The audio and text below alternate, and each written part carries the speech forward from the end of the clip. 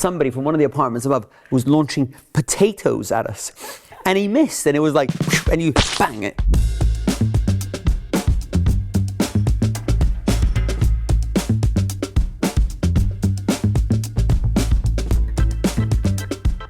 It wasn't like one day, it was like, you know what, let's just do this. And then off we went. It was a long sort of process to get to that point. And then, certainly from my side, the few things happened in my life that accelerated the decision. So my dad had always said that he wishes he would have started his own business sooner. And then when he passed away suddenly, I thought to myself, well, maybe it's meant to be. Maybe you have to just do these things. So then we had a chat about it. And actually it was a joint felt sort of very decision. natural. I remember you invited me to the Nürburgring because you were racing.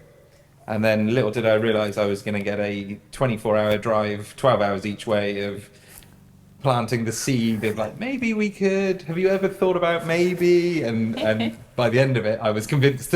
And then, do you remember when you told me? No. It was, we'd all been to the pub, and then you mentioned it, I think at the very end of the evening, and I think instantly I walked away elated, and I just knew, like, 100%. It wasn't even a question. And that's very rare for me, you know, it takes a long time to make these decisions. Yeah.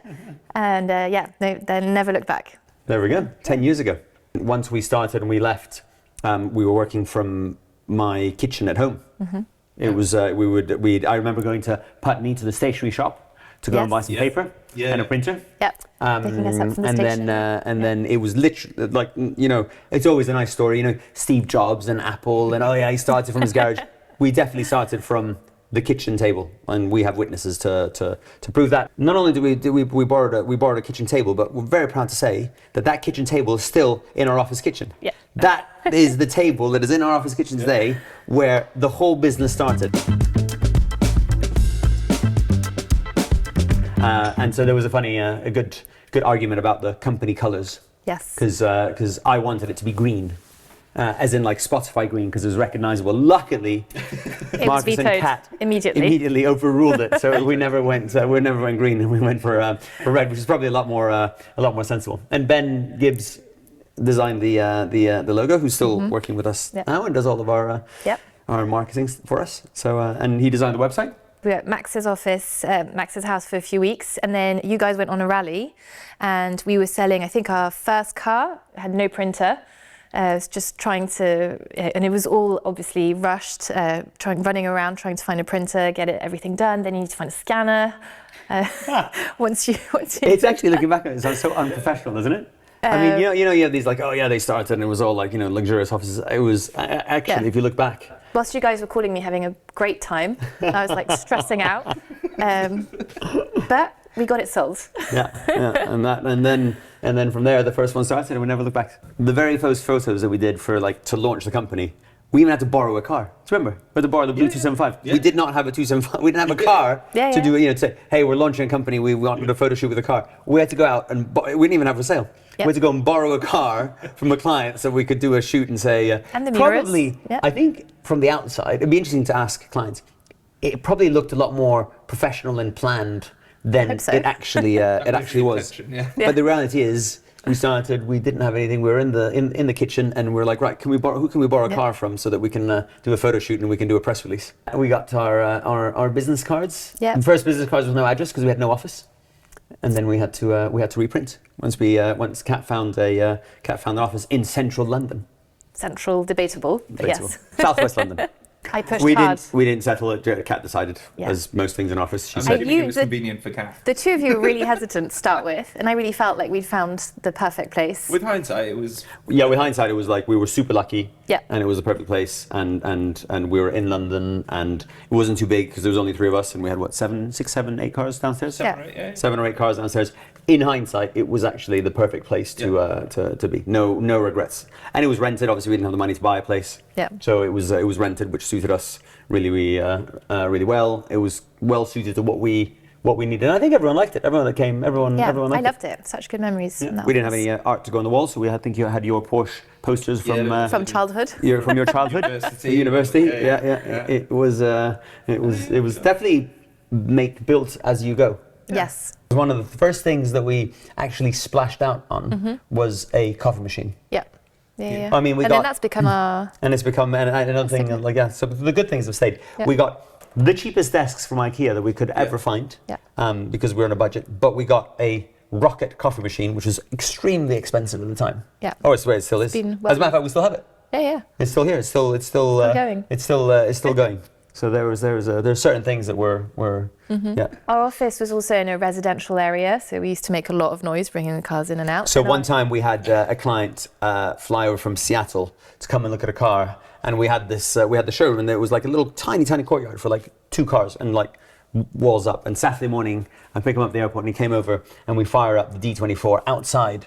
In the courtyard, and D24 was, it's noisy, it's noisy, and we were like sort of warming it up, and all of a sudden, somebody from one of the apartments above was launching potatoes at us, and he missed, and it was like, and you bang, like this noise on the door, and then the next one came and hit the bonnet of the car, and the guy's like, what's going on here? I was like, don't worry, let's go for a drive. And we came back, and there was like 3 or 4 potatoes in our courtyard because someone from one of the houses was launching potatoes at us. The auction business, I think, for all of us was phenomenal. We learned so much. Our vision was less is more. Our vision was fewer sales, more time to we're very passionate about researching the cars, looking after the clients. So the whole point was to do less so that we can dedicate more time and effort to each car and each client. The Girardo name has been well known in the classic car world for so long, with Max being front and centre at RM. Bonhams previously, we had a great name to start with, and that's why we even talked about other names, not having Girardo. Yeah, do you remember we were because we were quite keen to sort of it was the whole point of all this also is that it's not about one person. We don't want it. We didn't want it to be about it's Girardo. Yep.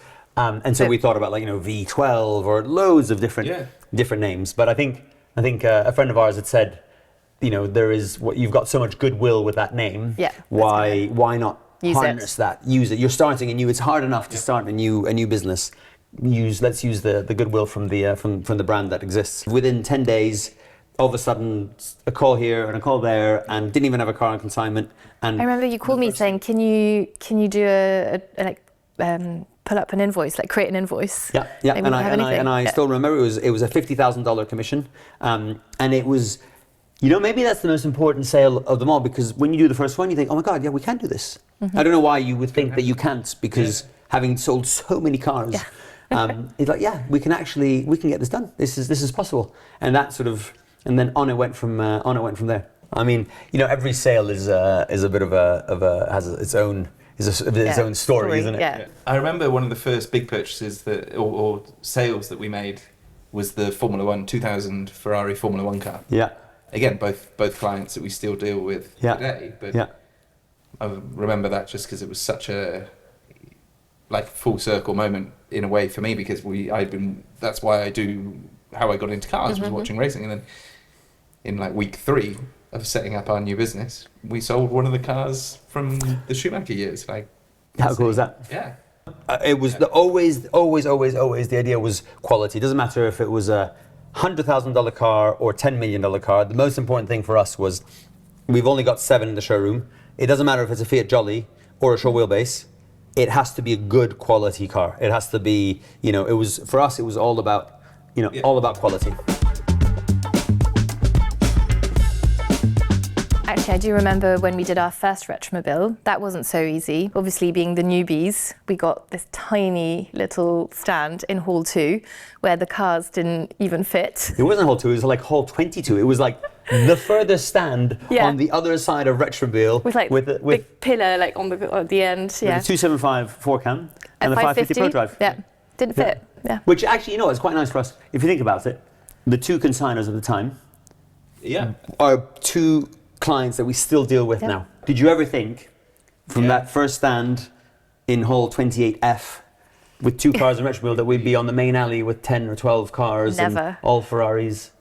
Sometimes you have to take time. Yeah. Not that we've done, but we've worked hard, and actually the accomplishments. Yeah. Pretty good, right? Yeah. And now we're going to Retromobile New York. And now we're going to Retromobile New York. Yeah. But we never thought.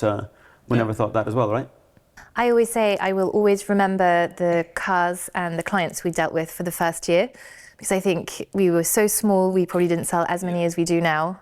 And I think we were paying, we still do obviously, so much attention to everything. I just, I think it's a very special year. It was a great year. And it was just the three of us. Yeah. But also when there's only three of you when you start something, there's no hierarchy. It's literally, we all did everything. Anything. Yeah. Whether it was empty the bins. Yeah. And clean the bins out. Yes. Yeah. Very important. Newsletter. Yeah. To be fair, one thing, I think we can safely say one thing that Will did everything we didn't do was probably social media. We were never very good at that. Well, I did try and start, and then you kept saying that I'd used filters, which back in 2016 was the done thing. And then I got really worried. It was. And then I got really worried, so then I stopped doing it. For me, like those first 2 or 3 years, on an entirely personal level, were the most enjoyable 2 or 3 years of employment. Like, says a lot about where we work now. I think that was one of the best, most satisfying things, that there are clients that have been dealing with us for 10 years now. Yeah. And sort of repeat clients. Time. 10 years is a long time. Mm-hmm. Yeah. So that's I think that's like a real victory. Yeah, for sure. You know? Yeah. Yeah, super proud. I think starting with no office and no stationery and no logo and it's actually even more satisfying. So phase 3 is launching right now, because there's no point imminent. There's no point standing still. As a matter of fact, this is really good. It's good to talk about this because this is our 10th year. Mm-hmm. So and we moved here in our 5th year.